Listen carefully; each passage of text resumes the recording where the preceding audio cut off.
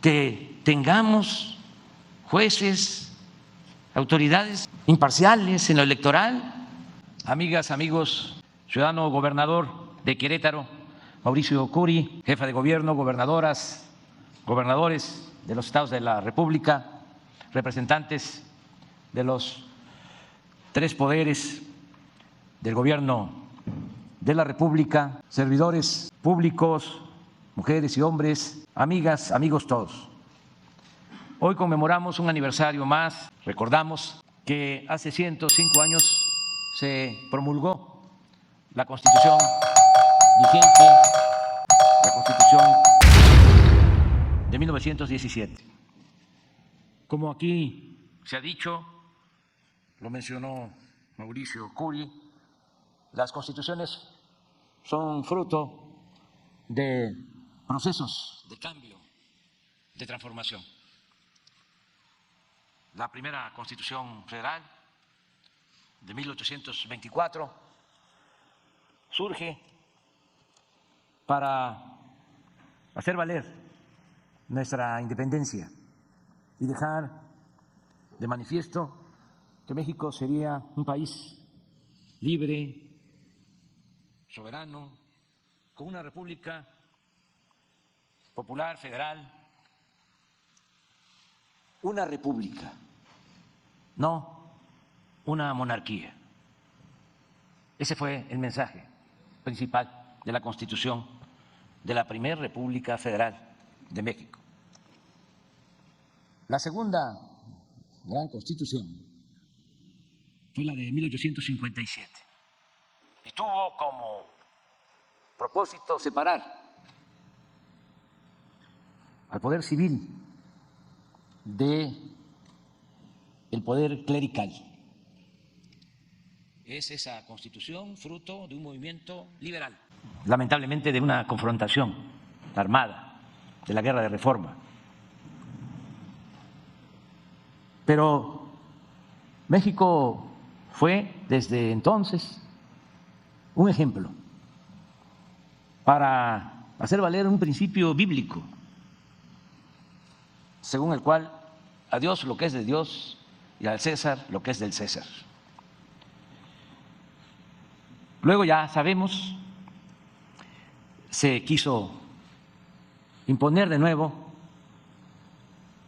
el colonialismo y aquí, precisamente en Querétaro, quedó reconfirmada nuestra soberanía. Aquí, con un acto histórico que todos conocemos, se estableció que México es un país libre, independiente, soberano. Se conquistó, se volvió a alcanzar, se logró la segunda independencia de México. El tercer movimiento popular fue el que dio origen a la Constitución que hoy recordamos, la de 1917. Esa Constitución es también fruto de un gran movimiento. Aquí se mencionaba, por la violencia, por las epidemias, por el hambre, perdieron la vida en la revolución 1 millón de mexicanos. Pero no fue en vano, porque en esa Constitución del 17 quedaron plasmados los anhelos de un pueblo que se sacudió la dictadura porfirista, para decirlo amablemente, pero en realidad el movimiento revolucionario significó acabar con la esclavitud que existía en ese entonces. Todos hemos escuchado que con la independencia se proclamó la abolición de la esclavitud, pero en realidad durante todo el siglo XIX siguió prevaleciendo la esclavitud en nuestro país.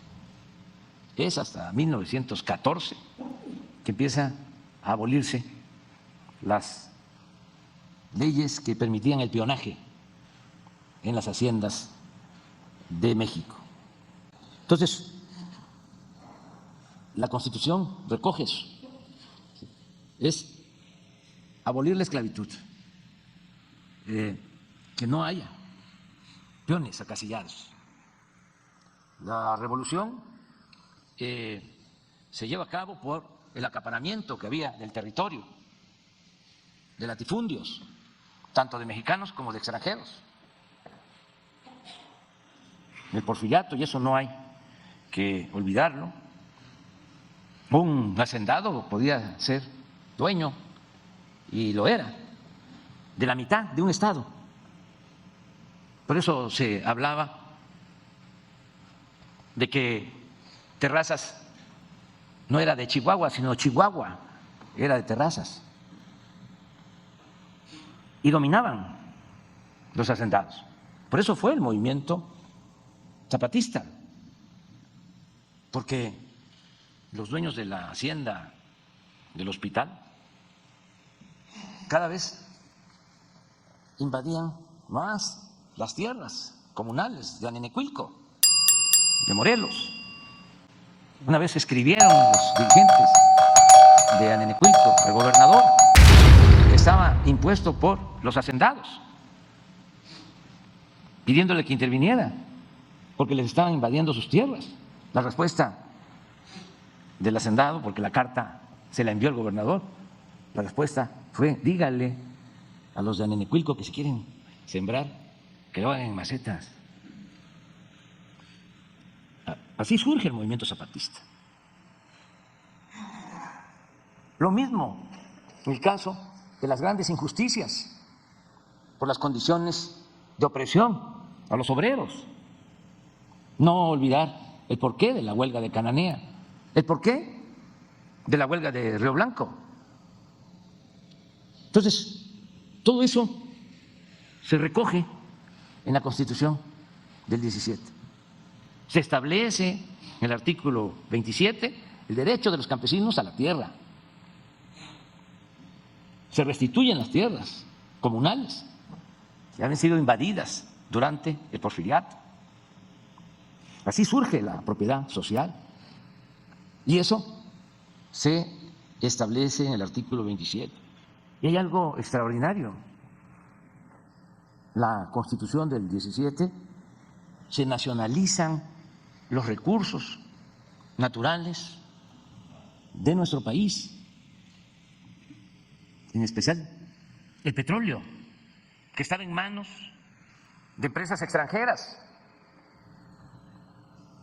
porque se consideraba igual que como en los países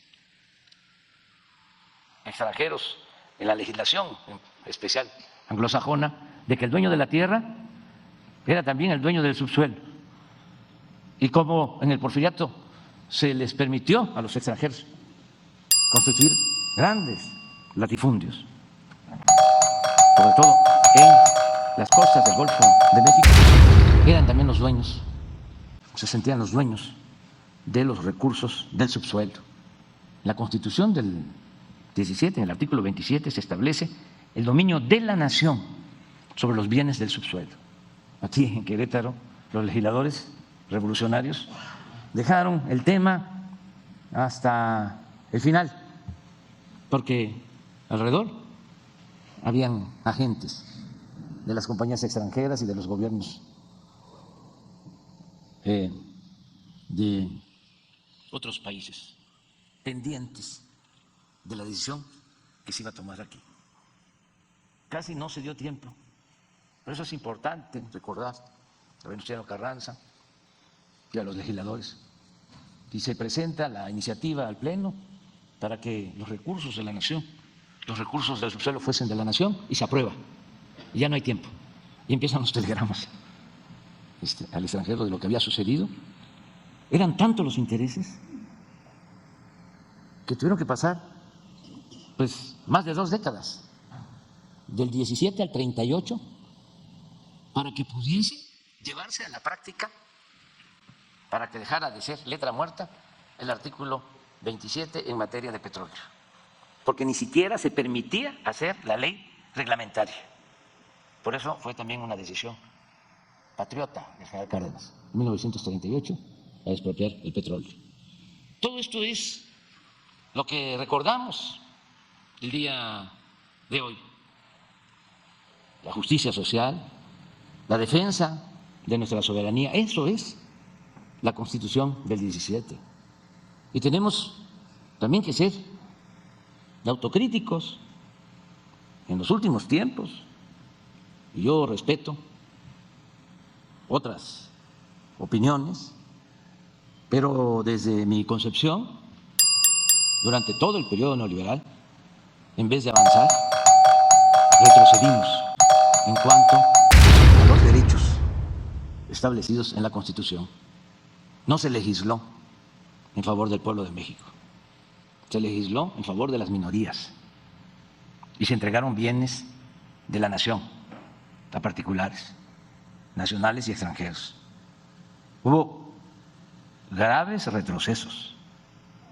Por eso, cuando aquí Sergio hablaba de que se hacía necesaria, después de nuestro triunfo, proponer una nueva Constitución, lo pensamos,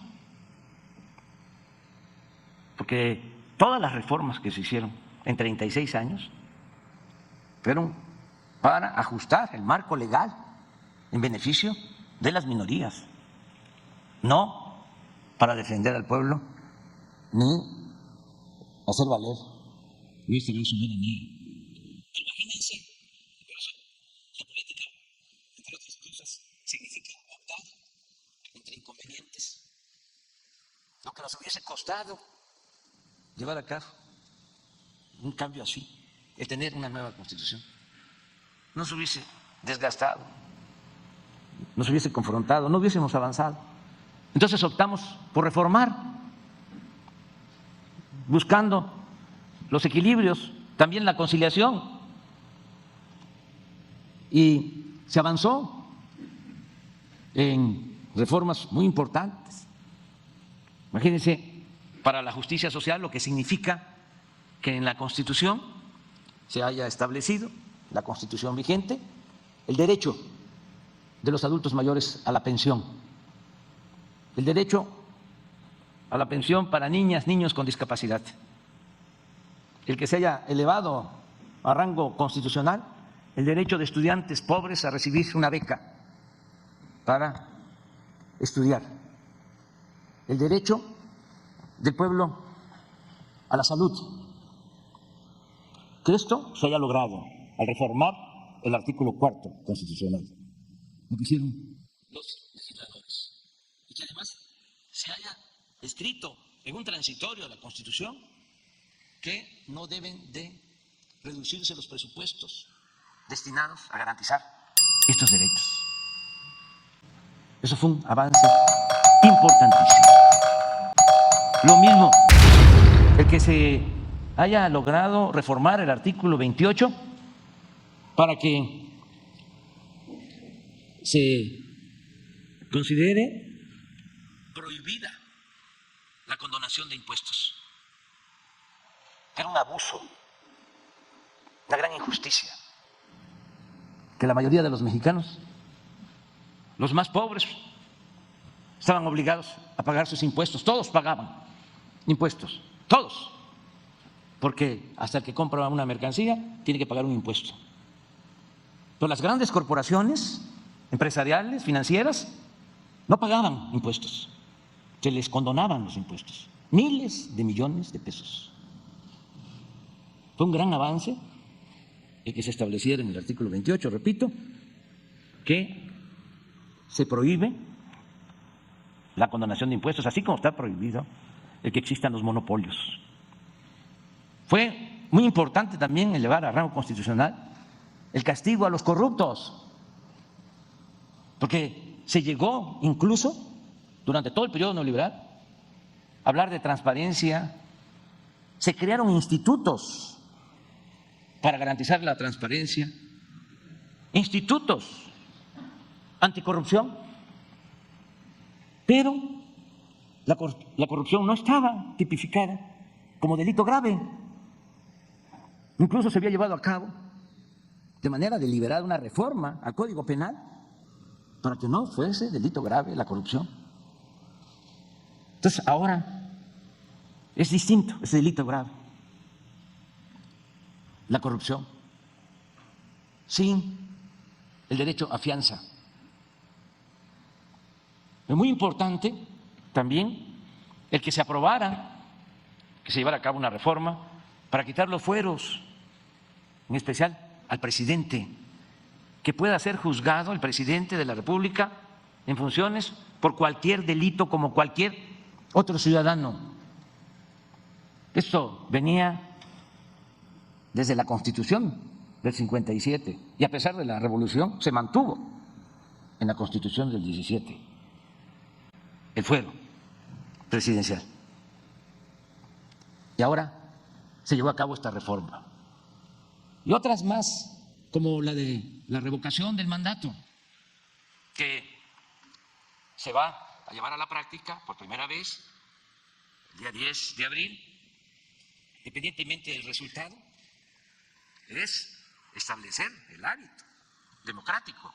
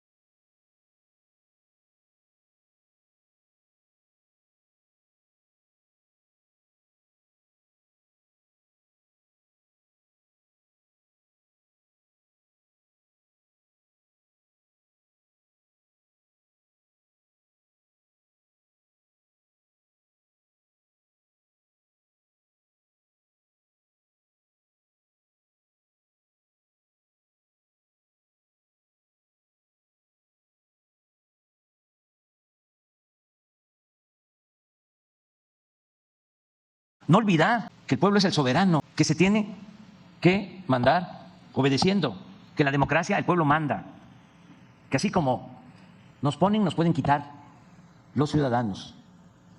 Esto se ha logrado en los últimos tiempos.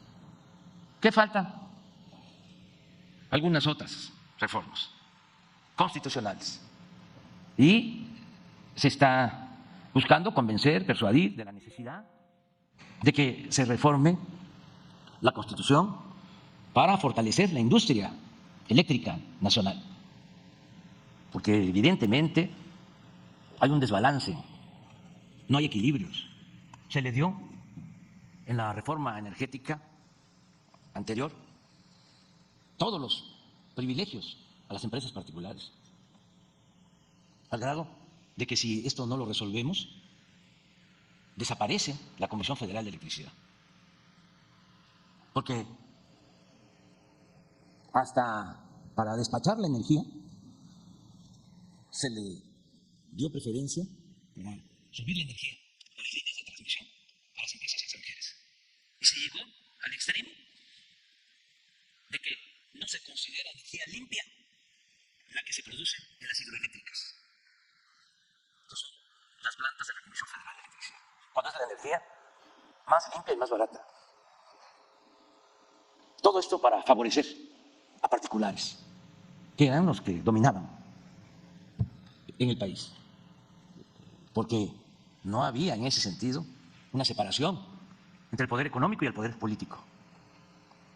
Ahora estamos buscando, sin extremismos, que se resuelva este asunto, que se mantenga la equidad. 46% del mercado eléctrico para las empresas privadas, 54% para la Comisión Federal de Electricidad. No hay que olvidar que un gran presidente, Adolfo López Mateos, tomó la decisión de nacionalizar la industria eléctrica, entre otras razones, o como parte de su fundamento, es el que el sector particular, las empresas privadas, pues no consideraban negocio electrificar los pueblos. Un poco lo que sucede con el Internet. Tenemos señal en las grandes ciudades, en los pueblos apartados no hay señal porque no es negocio. En 1960, Antonio Ortiz Mena, secretario de Hacienda, Adolfo López Mateos, toman la decisión de nacionalizar la industria eléctrica para electrificar los pueblos y gracias a eso se electrificó todo el país, porque no prevalecía el lucro, sino el servicio público. Es lo que ahora estamos buscando, el que podamos equilibrar y proteger esta empresa pública, es empresa de todos los mexicanos, de los consumidores domésticos, pero también de los empresarios. Necesitamos poner orden en el caos que significó el entregar concesiones a diestra y siniestra sin tomar en cuenta el interés general, el interés público, el interés de los mexicanos. La otra propuesta, la otra iniciativa que es también para debatirse, es una reforma electoral para que de una vez y para siempre se acaben los fraudes electorales. Ya, que se termine con eso. Todo un periodo vergonzoso que se padeció en nuestro país.